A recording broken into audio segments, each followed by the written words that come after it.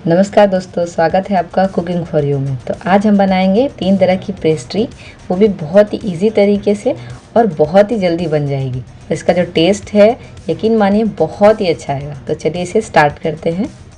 तो पेस्ट्री बनाने के लिए सबसे पहले हमने यहाँ पे लिया है 4 ब्रेड। इसे हम कट कर लेंगे, इसके जो कॉर्नर है उसे हम निकाल देंगे।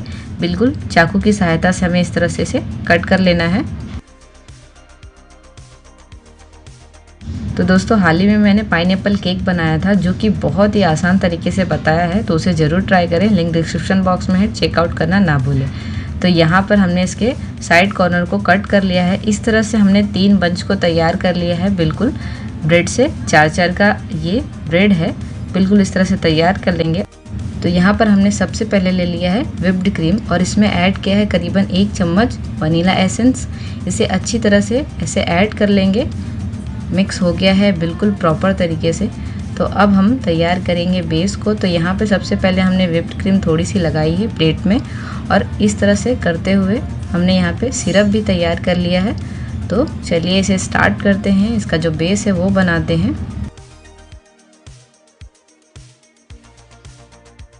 तो पहले हमने यहाँ पे ब्रेड को इस तरह से रखा है और उसके ऊपर ऐड किया है जो सिरप इस तरह से हमने तैयार किया था। शुगर सिरप हम लगा देंगे अच्छी तरीके से।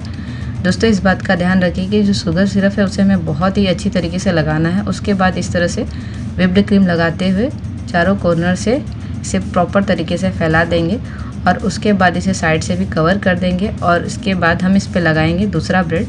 इसी तरह करते हुए हमें चारों ब्रेड को लगाना है बिल्कुल इस तरह से। अब हम इसमें ऐड करेंगे रिटर्न शुगर सिरप और इसे अच्छी तरह से लगाएं और उसके बाद हम रिटर्न इसमें ऐड करेंगे व्हिप्ड क्रीम को और इसी तरह से इसका बेस तैयार कर लेंगे।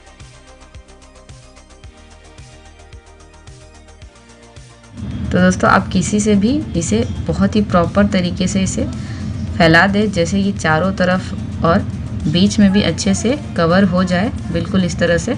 तो हमने यहाँ पे ऐसे करके बेस को तैयार कर लिया है। तो हमारा यहाँ पे पहला वनीला एसेंस का बेस तैयार हो गया। इसे हम रख देंगे फ्रिज में, ये सेट हो जाएगा। तब तक हम तैयार करते हैं दूसरा पेस्ट्री। तो यहाँ पर हमने अगेन व्हिप्ड क्रीम लिया है और उसमें ऐड किया है करीबन 1 चम्मच बटर स्कॉच। तो यहाँ पर हम बना रहे हैं बटर स्कॉच की पेस्ट्री। तो इसे भी ऐड करके और सेम हमें प्रोसीजर फॉलो करना है। एक बेस तैयार करके अगेन हम एक ब्रेड रखेंगे और उस पर लगाएंगे शुगर सिरप और उसके बाद हम इसमें ऐड करेंगे व्हिप्ड क्रीम और इसी तरह से हम इसका भी बेस तैयार कर लेंगे और इसे भी रख देंगे फ्रिज में, ये भी सेट हो जाएगा।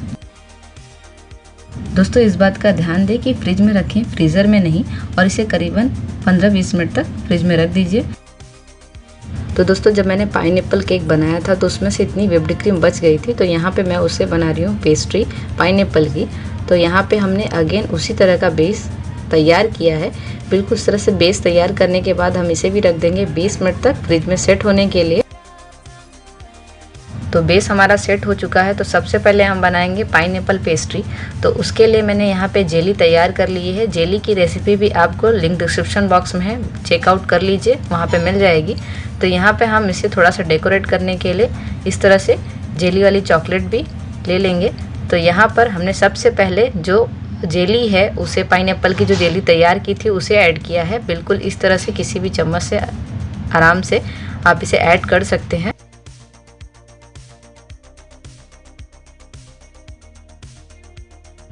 दोस्तों, पेस्ट्री की जो डिज़ाइन है वो आप अपने हिसाब से भी बना सकते हैं। तो यहाँ पर मेरे पास जो भी सामान अवेलेबल था उससे मैंने इसे बनाया है। तो इस तरह से जेली भी हम लगा देंगे और ये व्हिप्ड क्रीम थोड़ी सी बच गई थी, इससे तो मैंने फ्लावर बना दिया है बिल्कुल इस तरह से। आप चाहें तो दूसरे तरीके से भी इसे बना सकते हैं, डिज़ाइन अपने ऊपर है। तो यहाँ पर मैं इससे बना रही हूँ इस तरह से फ्लावर। तो यहाँ पर हमारा सुंदर सा जो पेस्ट्री है वो तैयार हो चुका है बिल्कुल। तो दोस्तों, इस पेस्ट्री को ज़रूर बनाएं क्योंकि ये खाने में बहुत ही टेस्टी थी। और इसे हम अब कट कर लेंगे और कट करके आपको दिखाते हैं कि कितनी सॉफ्ट है। तो यहाँ पर हमने इसे अच्छी तरह से इस तरह से कट कर लिया है और आप देख सकते हैं कि कितने आराम से कट हो रही है। हमारी जो पेस्ट्री है बहुत ही प्रॉपर तरीके से बनी है। तो पेस्ट्री बनाना ना भूलें। तो चलते हैं दूसरी पेस्ट्री भी रेडी करते हैं।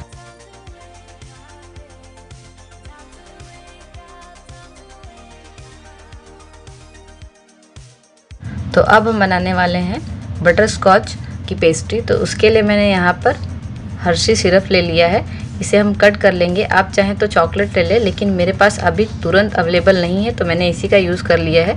तो इस तरह से इसे मैंने ऐसे कवर कर लिया है और बिल्कुल इस तरह से किसी भी लकड़ी से छोटी सी इसे इस तरह से डिज़ाइन निकाल लीजिए। मैंने तो यहाँ पे लिया है माचिस की तीली, वो भी उल्टी करके बिल्कुल इस तरह से हमने डिज़ाइन निकाल लिया है।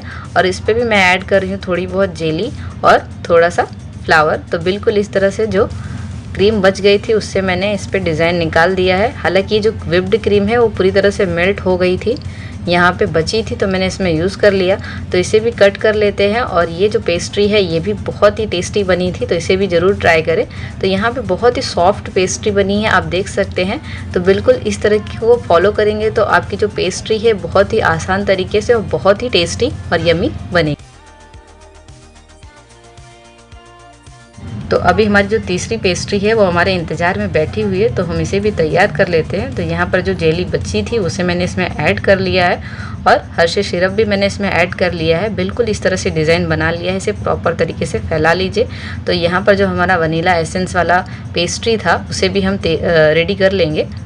तो इस तरह से हमने डिज़ाइन कर लिया है बिल्कुल। तो यहाँ पर हमारी जो ये वाली पेस्ट्री थी इसे भी मैंने बना ली है और इस पर भी मैंने थोड़े बहुत फ्लावर लगा दिए थे। बिल्कुल इस तरह से जो भी क्रीम बची थी उसे मैंने पूरा यूज़ कर लिया था इसमें। तो ये जो हमारी पेस्ट्री है ये भी तैयार हो गई है और ये भी बहुत ही सॉफ्ट बनी थी। तो दोस्तों तीनों पेस्ट्री को आप ज़रूर ट्राई करना, क्योंकि बहुत ही इजी है और बहुत ही टेस्टी है। और चैनल पर नए हैं तो लाइक सब्सक्राइब शेयर करना ना भूलें। और मेरी वीडियो को सपोर्ट करने के लिए बहुत बहुत धन्यवाद और मिलते हैं